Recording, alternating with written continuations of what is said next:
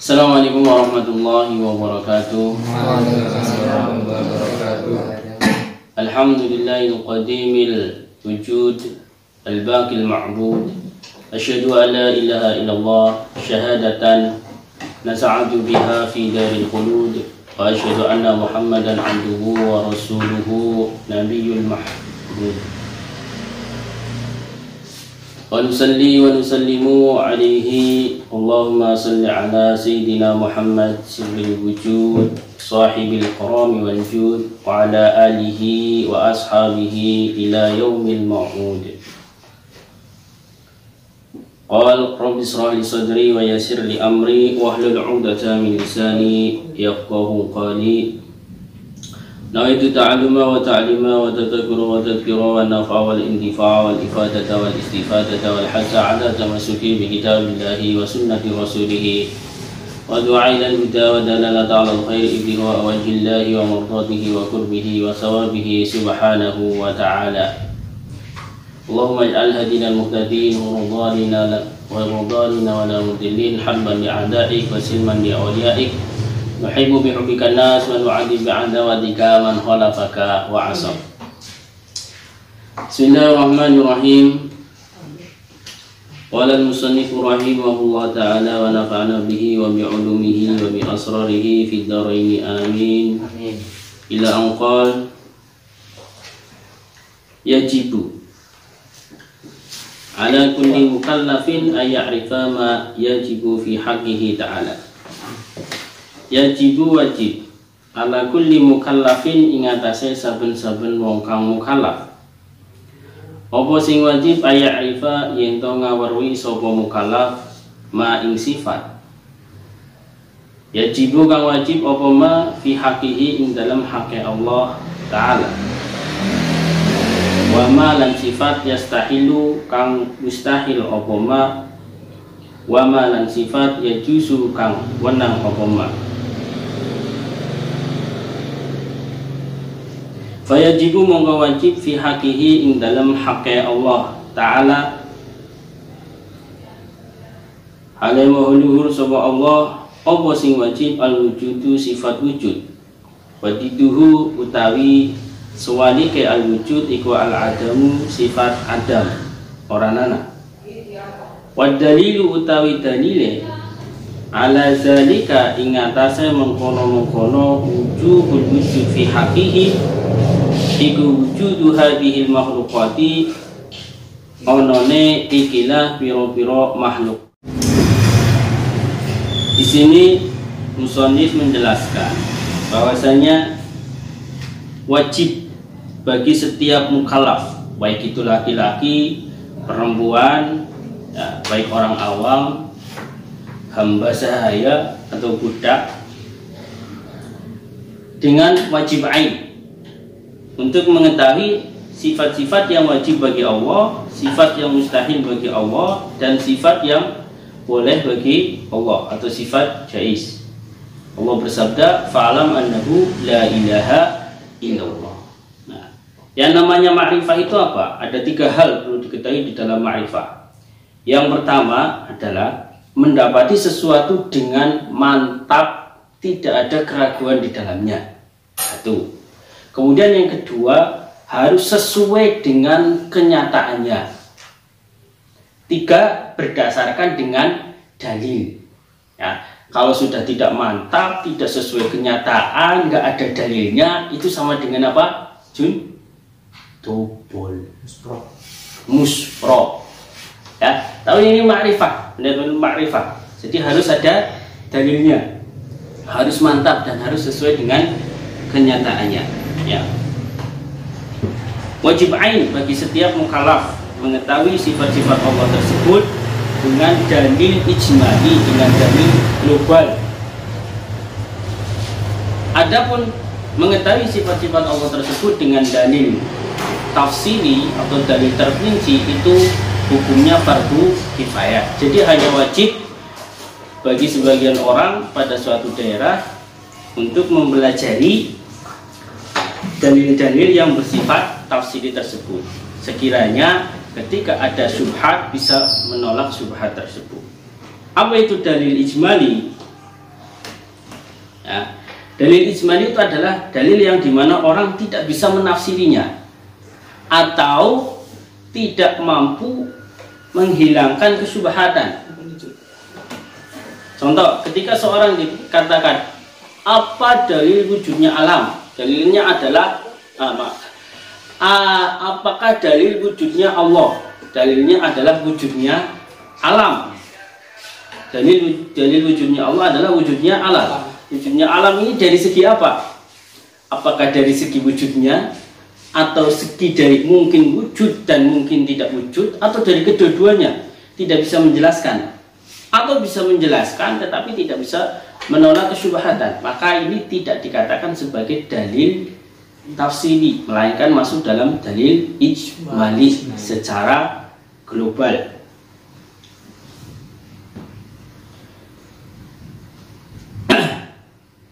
Wajib bagi setiap mukallaf untuk mengetahui sifat-sifat Allah Subhanahu wa Ta'ala yang mustahil dan yang wajib. Nah, kemudian di sini akan berbicara yang wajib terlebih dahulu. Yang kesemuanya sifat-sifat Allah tersebut dirangkum oleh para ulama menjadi aqaid khumsin. Atau yang kita kenal adalah dengan aqaid sakat. Ya, walaupun sifat-sifat Allah itu ya sebenarnya banyak. Seperti umpamanya Allah kenapa tidak dikatakan Az-Zari sebagai tukang tandur, maha nandur, maha menanam, padahal antum tasra'una am nahnu zari'un. Ya, karena sifat-sifat Allah semuanya itu sudah terkumpul di dalam sifat wajib Allah yang 20 ya. Nanti insyaallah kita akan bahas di sini semuanya. Fayajibu fi haqqi ta'ala al-wujud. Wajib pada haknya Allah Ta'ala sifat wujud. Ya, yang dimaksud wujud di sini adalah wujud zati, sifat nafsiyah, yang mana sifat tersebut menunjukkan zatnya Allah Subhanahu wa Ta'ala. Karena pengertian wujud sendiri, ya, menurut sebagian ulama selain Asy'ari, ya, lain al-Asy'ari mengatakan bahwa al-hal al-wajibah lidzat madamat az-zat. Hal atau keadaan yang wajib pada suatu zat selagi zat itu masih ada. Ini terlepas dari sifat Allah Subhanahu wa Ta'ala. Ya, terlibat wujud itu adalah sifat Allah Subhanahu wa Ta'ala. Jadi kalau dengan ibriza ada, itu maksudnya adalah sifat yang menengah-nengahi antara ada dan tidak ada. Nah, bukan ibrizanya itu, tapi adalah sifat yang melekat pada ibriza ketika dia itu masih ada. Ini pokoknya ini jelimet. Ini termasuk perkara yang umum di dalam ilmu tauhid.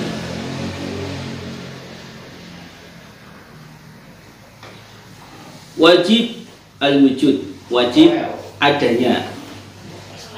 Ya. Dalilnya apa? Dalilnya adalah adanya semua makhluk ini, semua alam di sini menunjukkan wajibnya Allah, wajib wujudnya Allah Subhanahu wa Ta'ala.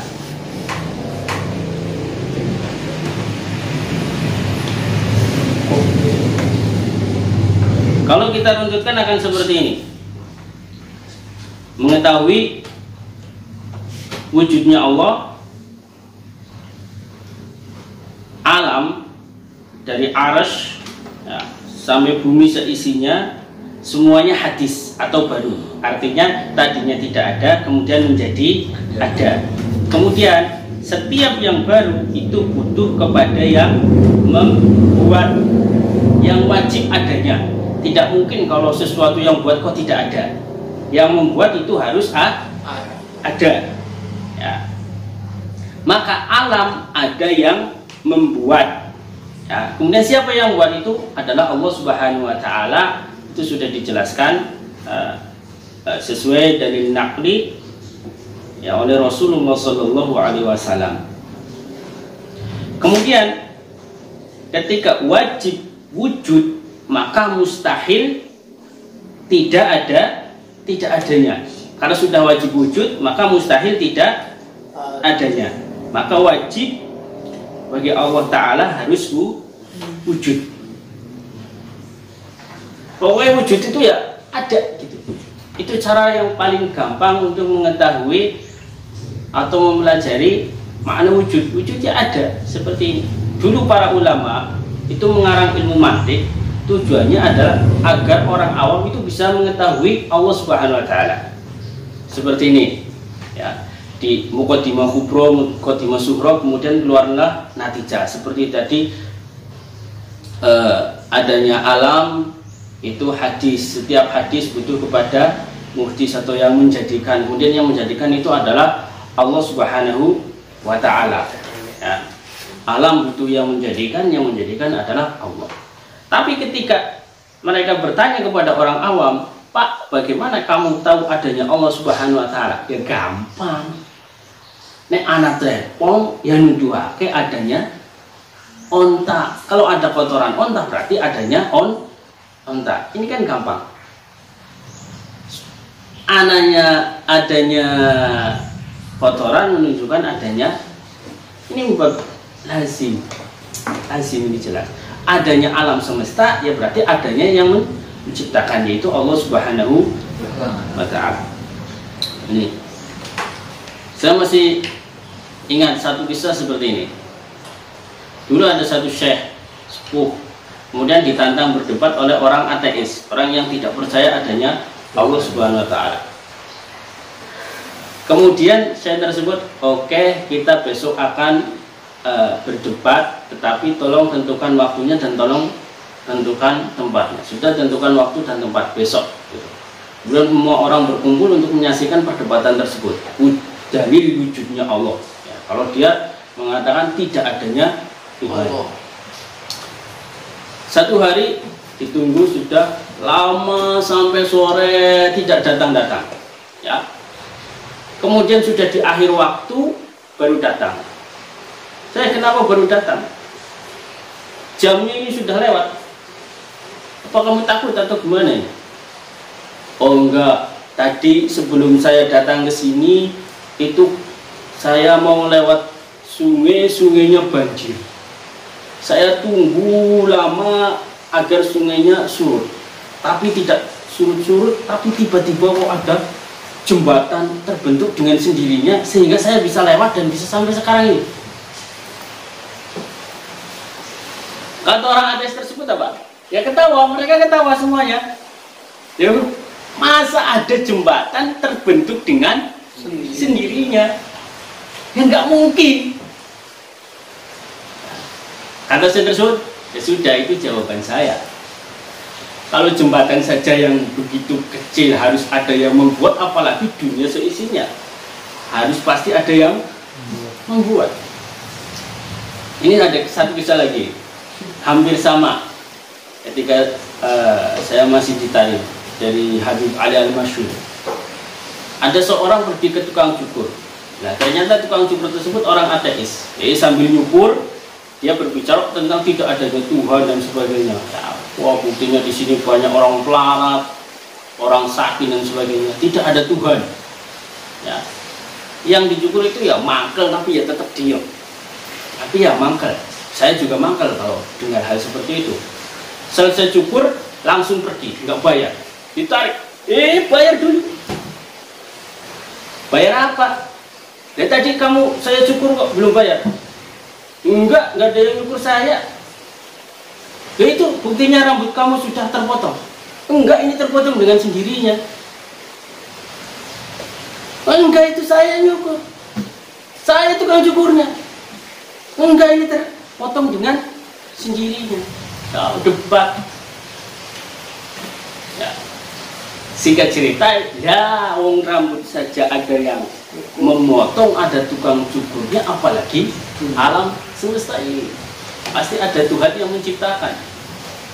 Nggak tahu itu jadi bayar atau tidak, saya nggak tahu. Nah, di akhirnya saya tahu.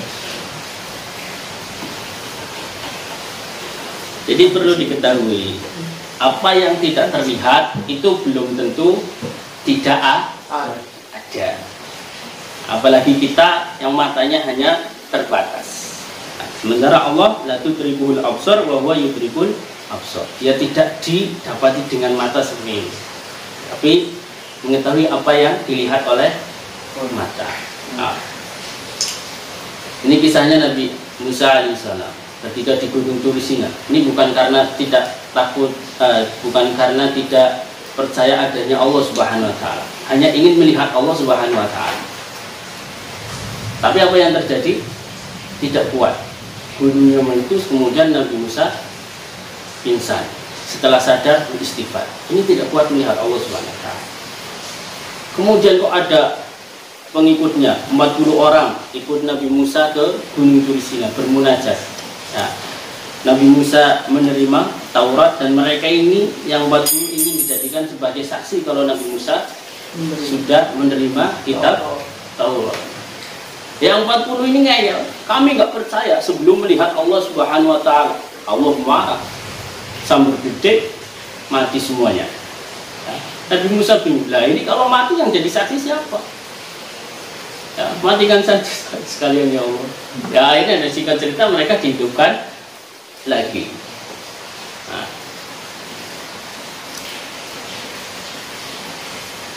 Oh begini saja. Entut itu ada kan? Ya. Tapi terlihat ada tidak? Tidak. Ya tidak. Oh itu terlihat pakai mikroskop kecil dulu. Ya enggak lah. Luar kan? Enggak ada plastik. Cuy, nggak tahu bentuk itu blondo ya. Blondo itu lodong. Kalau yang cair itu ya kaki cirit, nggak ada. Nggak ada itu.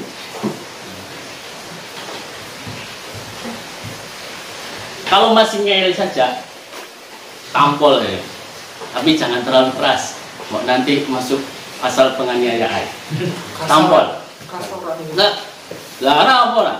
Sakit enggak? Kalau sakitnya mana? Ini. Oh itu kan pipi. Sakitnya di mana? Sini. Di mana? Ya. Di sini. Ya. Oh sakitnya di sini. Ah bukan di sini aja. Kalau anak kecil itu sakitnya itu di sini ya. Karena baru sunat. Nanti kalau sudah remaja itu sakitnya di sini. Nanti kalau sudah berkeluarga itu sakitnya di sini. Tapi kalau sudah tua itu sakitnya di sini, di sini, di sini. Nah, insyaallah. Dulu waktu sunat sakit ya? Oh enggak. Itu kalau di Indonesia masya Allah sunat nggak sakit. Bisa langsung berjalan. Habis sunat bisa langsung berjalan. Masya Allah. Saya di Yaman itu sunat 1 tahun baru bisa berjalan. Ya. Karena di sana sunatnya masih kecil, baru lahir disunat. Berangkang. 1 tahun bisa berjalan, habis disunat. 1 tahun.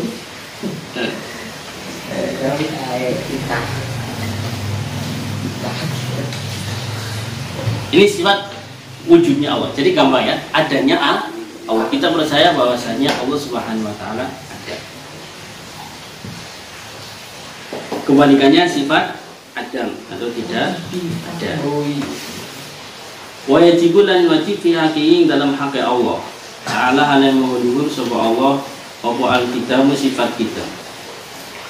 Wa ma'nahu utawi maknane qidam iku annahu temen satune Allah iku la awwala ora ana kawitan iku mawujud lahu kadhe Allah. Ta'ala hal yang luhur sapa Allah. Wadiduhu utawi sewalike al-qidam iku al-qudusu sifat kudus anyar. Wadalilu utawi dalil ala zalika ing atase mengkono wujudul qidam fi haqqihi ta'ala iku annahu temen satuhune Allah iku laukana lamun ono sapa Allah ono iku hadisan kang anyar lah taja mengko yakini kudu sapa Allah ila muhdisin maring kang nganyarake. Wa huwa utawi ihtiyaju ta'ala ila muhdis iku muhalun muhal. Sifat yang kedua sifat qidam. Qidam terdahulu. Artinya di sini tidak ada awalan bagi zatnya Allah Subhanahu wa ta'ala. Bahwanya Allah yang terdahulu. Kebalikannya sifat hudus. Hudus itu baru. Artinya baru itu ada, tapi dulunya tidak ada. Tapi kalau Allah ada, tidak dari dulunya tidak ada. Ya, perkara itu seperti ini. Ada awalan, ada akhiran. Ada awalan, tidak ada akhiran. Tidak ada awalan, tidak ada akhiran. Terus tidak ada awalan, ada akhiran. Ada awalan, ada akhiran. Seperti kita, ya, jasad kita itu dulunya tidak ada, kemudian sekarang menjadi ada, nanti tidak ada. Kemudian ada awalan tapi tidak ada akhirnya. Seperti ruh kita, surga, ya, dulunya tidak ada, kemudian dijadikan ada, kemudian selamanya terus ada. Kemudian ada awalan, nama tidak ada awalan, tidak ada akhiran. Itu Allah Subhanahu wa ta'ala. Kemudian tidak ada awalan tapi ada akhiran, itu azali. Sebelum adanya waktu di sini itu sudah ada. Kemudian ada waktu, hilanglah itu, sudah berakhir. Nah. Dalilnya bagaimana? Dalilnya seperti ini. Andaikan Allah tidak bersifat qadim, maka Allah bersifat hadis baru, ya. Karena tidak ada perantara antara qadim dengan hadis, setengah hadis setengah qadim, itu tidak ada.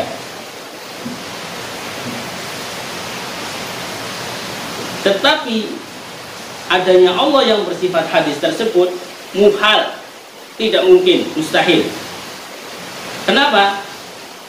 Karena kalau Allah bersifat hadis yang baru, maka Allah butuh kepada yang mewujudkan. Karena setiap yang baru pasti harus ada yang mewujudkan. Kalau wujud sendiri, mungkin enggak?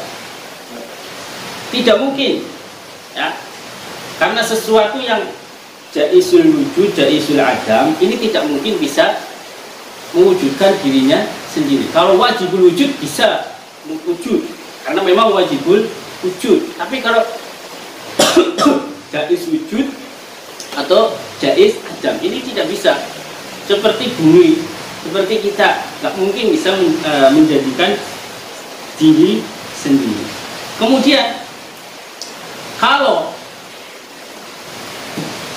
terjadinya adalah karena ada yang menjadikan, maka yang menjadikan akan ada yang menjadikan lagi, akan yang menjadikan lagi, akan menjadikan lagi. Pak semuanya, kamu dari mana asalnya? Saya dari bapak saya. Bapak kamu dari mana? Dari bapak saya. Bapak kamu dari mana? Dari bapak saya. Sampai terus ke Nabi Adam. Nabi Adam dari siapa? Dari Allah. Allah dari siapa? Nabi dari ini tidak akan ada akhirnya, akan ada tasalsul atau ada daur. Kalau daur itu berputar. Semuanya adanya Allah adalah karena adanya alam, adanya alam karena adanya Allah. Ini muter-muter. Ya. Untuk taruh ayam, duluan mana? Hah? Telur sama ayam duluan mana? Telur sama ayam duluan mana? Telur. Ini kalau semua laki-laki ditanya telur sama ayam duluan mana, itu nggak ada bingung-bingungnya, bisa jawab. Tapi kalau perempuan enggak. Antara Arjun itu telur ayam.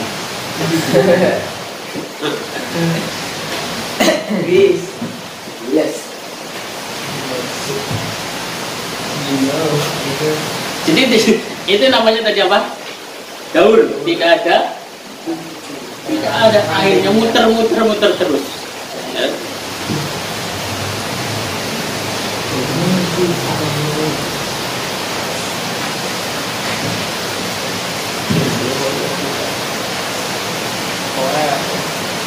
Paham insyaallah ya?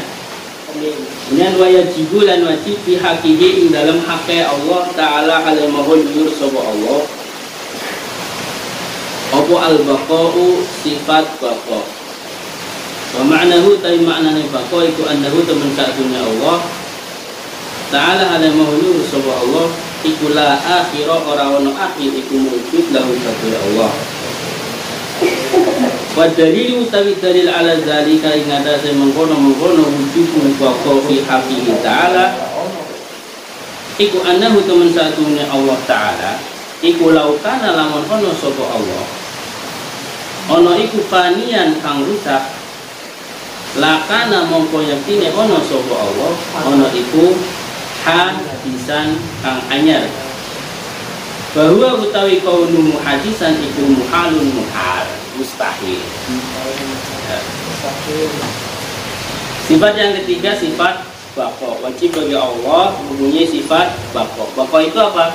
Tidak ada akhirnya, tidak ada akhirnya. Jadi Allah itu nanti tidak adanya, selalu ada.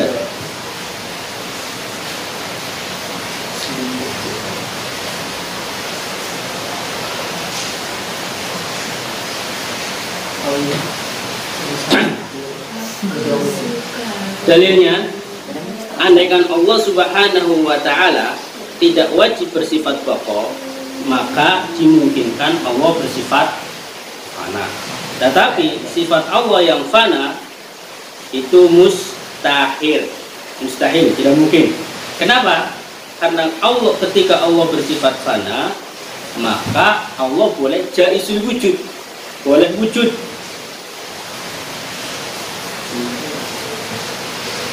Tetapi Allah yang bersifat jaizul wujud ini mustahil karena sudah bersifat wajibul wujud.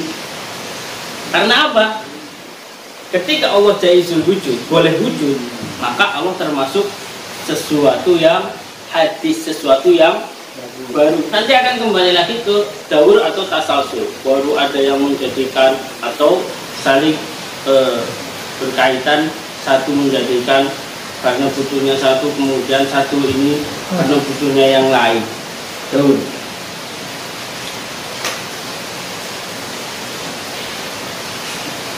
Ini mustahil. Ketika Allah tidak bersifat hadis, ya, maka Allah di sini bersifat hidam. Ya.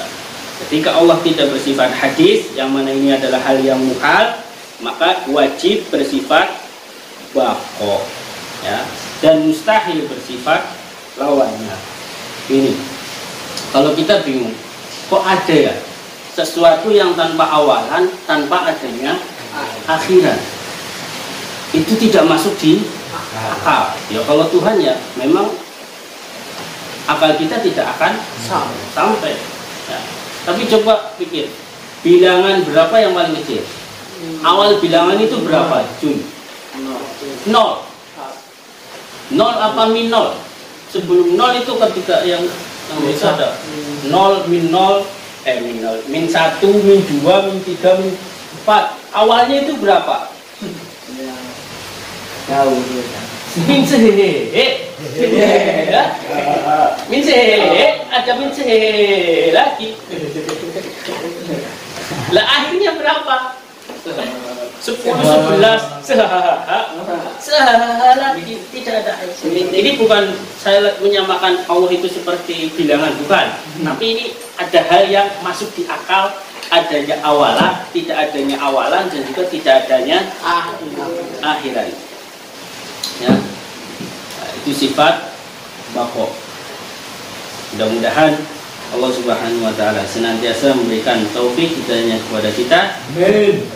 Sehingga benar-benar kita ma'rifat kepada Allah Subhanahu wa Ta'ala. Wallahu a'lam bishawab. Allahumma inni astaghfiruka ma'alam lanihi farjuhu ilayya la hajati ilayhi wa la tumsini ya rabbal alamin. Subhanallahumma wa bihamdika asyhadu an la ilaha illa anta astaghfiruka wa atubu ilaik. Assalamualaikum warahmatullahi wabarakatuh. Waalaikumsalam warahmatullahi wabarakatuh.